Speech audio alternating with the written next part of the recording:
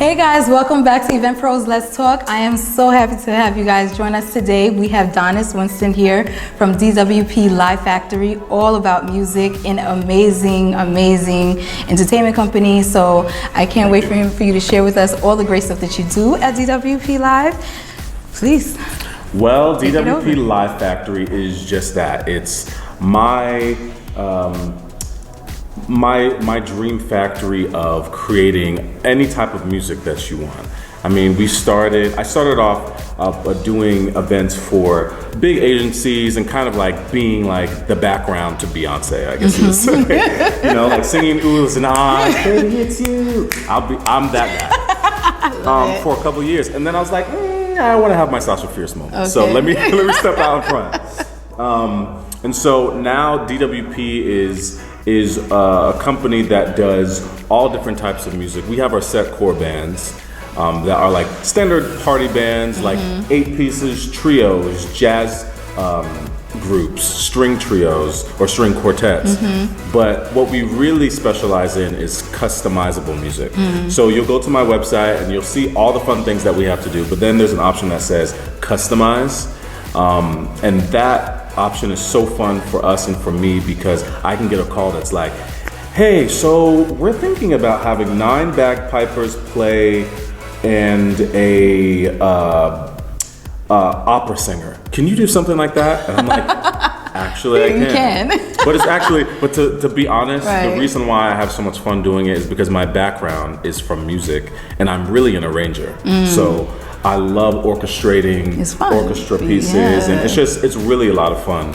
And that's the world I come from. A lot of music. I've been in music since I was 10, like training in classical music. I went to a gospel church. I'm also Jamaican, so I know the reggae thing as well. And so I just have a lot of music within me that I want to get out, and that's mostly in the forms of all the groups that you see on the website. Nice. Yeah. So when you first got started, what are some of the challenges that you faced when you first got started?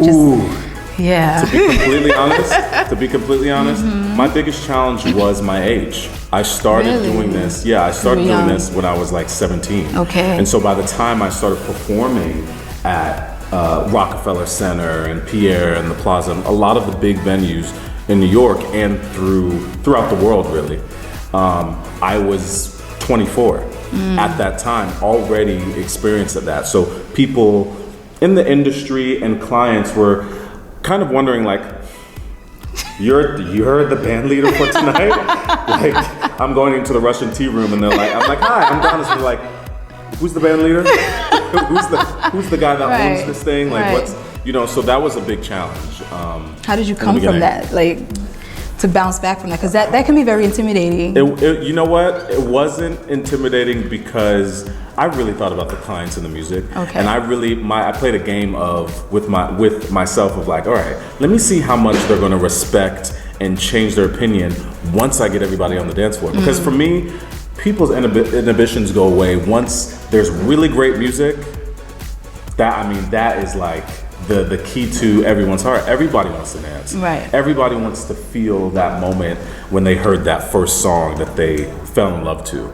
So that's really how I overcame it. It was through the music. It was through the dance floor and really making people feel we're in this thing together. Something I always say on the dance floor, sometimes when you have those parties where people don't really want to get up or they're acting a little shy or something like that. And I literally, and I have a real moment with them and I go out to the floor and I say, listen, you got all dressed up for this moment. You look good, you smell good, you have somebody with you, you're eating this great food.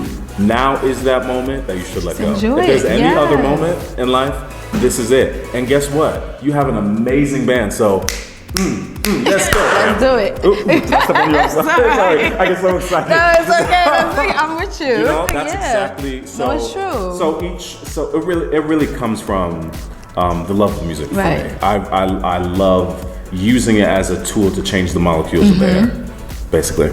How is it working with your clients? Like, what are some key components as a professional that you find works best when selecting music, when working with budgets, and bringing that whole experience together? Well, So there's a couple of parts to that question. So working with budgets, I'll address that. So I work with all different types of budgets, and the music doesn't really change too much. The only thing that changes with the budget in music is like how big the band is and how grandiose they want. So I could sit here and have a bass player and me sing "Rock With You" by Michael Jackson, or I can have a 14-piece band doing "Rock With You" by Michael Jackson, but you'll hear all the strings, you'll hear the bass, you'll hear the horns, you know, so it really is about like the experience that you want, depending on your budget. It could be, you know, in the Mandarin Oriental where you have a 12-piece band overlooking the city, or it could be here for a dinner party and you have me in the corner and a guitar player or somebody else doing that, and it's, you know, just all different experiences, different budgets, but still the same quality and still love for music. So bringing the experience together, you see how you just broke down versus the Mandarin versus here, like how do you, when a client brings an idea to you, how do you break down your vision as far as how do you, because that was, I just saw you go to two different places when explaining that. So because I've been in both situations. Right, so you can see the passion that comes with it. Because I mean, I know as an event designer, just, you know, when you see space, it's like, that like, moment, right? What do we got? So how do you connect it? That's what I'm thinking. Like, what do we, I sing here, oh, sorry. Should we do that again? No, it's fine. Yeah, but no, that's true, because like, how do you bridge that experience into your creativity to say, this is how we're gonna do this? How do I bridge the experience? Like I said before, it's really comes from the music, it comes from the client. So if the client says, hey Dannis, this is what we want for this, like perfect example, and I'm going to speak about the Mandarin. I had a client maybe last year that had a DJ, but they wanted a live element experience, but they actually don't really like the idea of having a live band. They're kind of like, well, we want to see real live bands at concerts, like, but they still wanted a live experience. So I said to them, I was like, look, we'll come in for literally an hour, just 1 hour. We won't like make any ruckus before that. We'll come in for an hour and we'll play only the top dance songs from every single decade. Only those, no lulls, nothing, like only #1 records or maybe #2 records.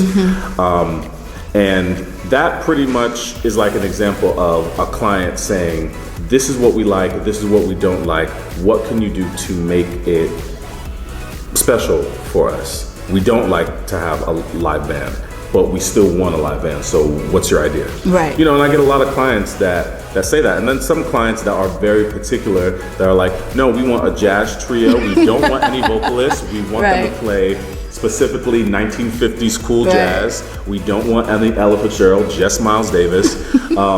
So, you know, I like both, really. Because some days I'm just like, oh gosh, I have so much to think about. I'm glad this client really knows exactly what they want. And then some, you know, you're just like, I'm feeling very creative today. You know, we're, to me in this industry, we're essentially all really artists. Right. And artists like go up and down between what, you know, every day between their most creative time and their, you know, just regular be within themselves time. So yeah. Tell me some experiences that you've had that like really stuck out at an event that. You ready for this? Yeah, I'm ready. Let's do it. Okay. That you learned from, or. Okay, I thought you were going to. I mean, go ahead. No. If you have something else to share, please. I do. There was a party that I did at the Dream Hotel. Okay. And this particular client, you know, we did a great full set. I had a 10-piece band. We went backstage for a break. We came back out and we're like, all right, hey, so we're ready for our next. What happened? There's cake all over the ceiling. And we're like, what? Cake? We're like, what is going on? And the woman that was running it, she was like, oh, there was a fight that broke out. I'm like, Stop. A fight? And they're throwing, she's like, a food fight. I'm like, a food fight? Really? With grown adults, a food fight, and the evidence, like, there's cake all over the ceiling. So that was really funny. That was really, I was like, literally, I was thinking, I'm like, I kind of wanted to see that. No, but we came out. We were right, you came out, it was too late. We came out and we were just like, all right, so we're ready. And bizarre. So that's one thing. Wow. That's a great experience. But something that I've learned from,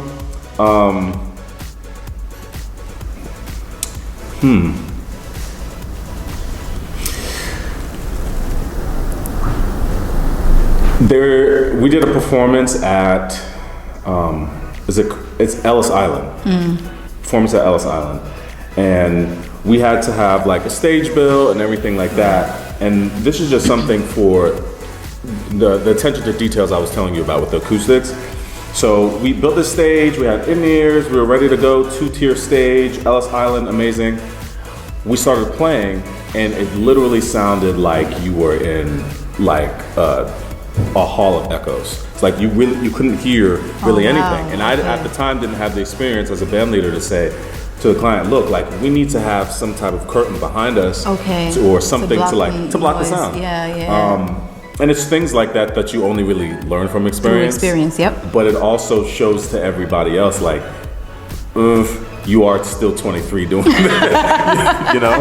Right. So I learned from that experience of like really make sure that space really does matter. You can't just stick a band anywhere and it just works. You have to really know what's happening. You have to know like how much power is coming out of that socket, because if you don't, guess what? All the lights will go out. You know. So that was a really great experience I learned from. Still laughing about it. You back like what the? Yeah, I mean, crazy things happen at these events. You have no. I mean, as an event professional, we could come up with stories all day long. It's really and funny stories. And just really great funny. And, I mean. Oof. That's for off camera. Tell me what that was about. Oh boy. So I mean, tell me some other experiences that you've had that you could share with like other musicians that are coming into the industry who, you know, just getting started or, you know. I would say an experience. I was doing an event maybe 7 years ago, and I was young into it, and I was just a singer then. I wasn't a band leader. And the band leader that I was working with at the time, he got sick, and like a series of unfortunate events happened that day. He got sick, his male lead singer got sick, and so it was just kind of like an awkward moment of like, who knows these songs? So pertaining to any musicians coming in, I would say my biggest strong suit that I had, I learned every single genre and almost every song, every single one. Because in that moment, he was like, I can't sing Can't Help Falling in Love by Elvis Presley. I sang that.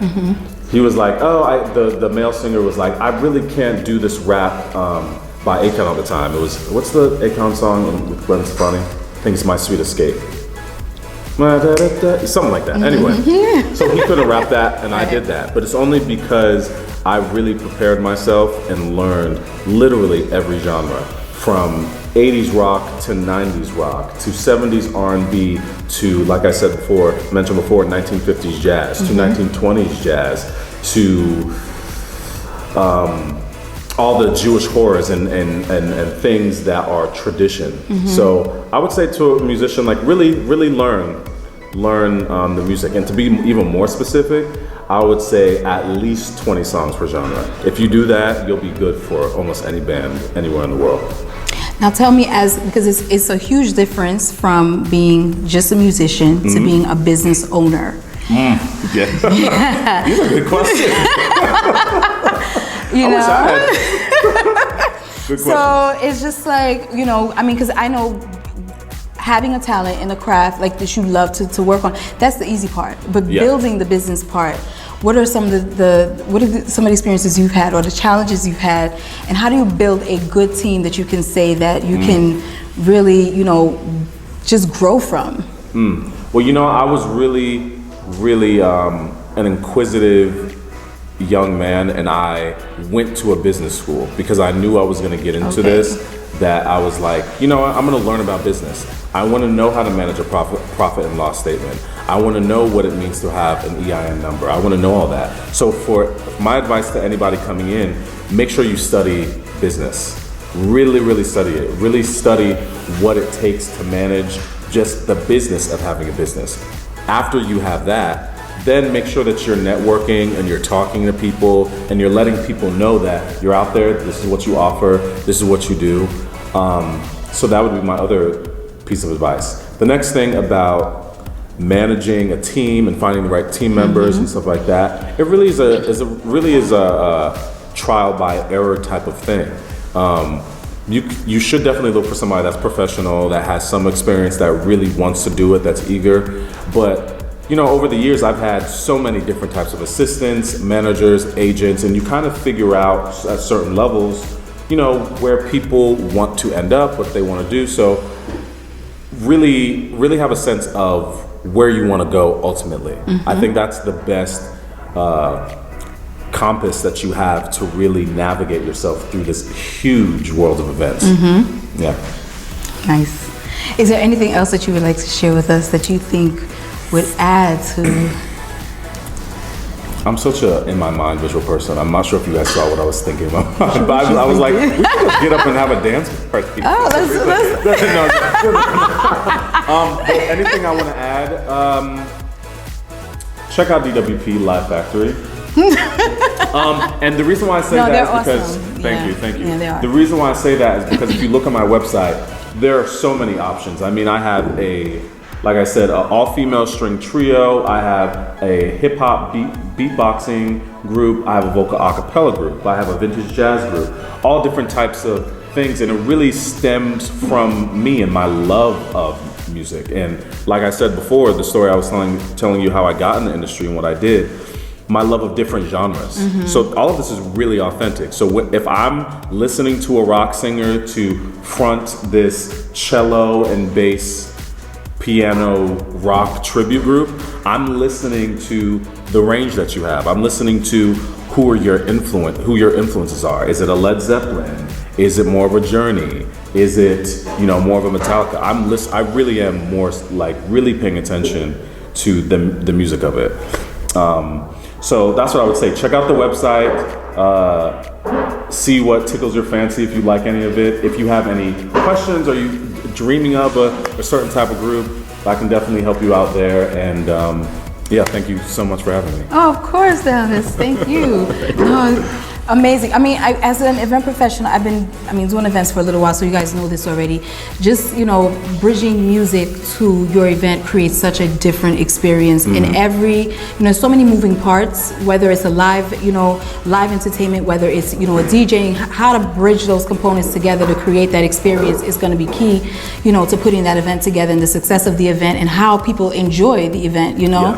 So, you know, just, you know, having Dannis and you know, his experience, like he said, check out the website and see the different, you know, genres that he has, the different entertainment. I mean, just being creative in a sense where, you know, you could really do so much. So I do want to add something too. I also do have DJs. So I know I said live, and I do love live, but I expanded into DJs only because I had, like I said, that client at the Mandarin that had a DJ and wanted a live band. So I put together, you know, a fusion band that's DJ and bands, but then just offering DJs. Very few DJs. I'm not like a guy that has like 8 DJs. Just 2. But that's okay because because you can have a DJ and you can have live entertainment at the event. It's just knowing how to bridge those components together to create that experience, you know, to make it uniform so that it actually creates a, you know, a uniformed experience, basically. So, you know, thank you again, Dannis. Thank you guys for joining us today on Event Pros Let's Talk. I am super excited that you guys joined us. I hope you guys learned a lot because that was awesome. Again, and I will see you guys next week. Bye.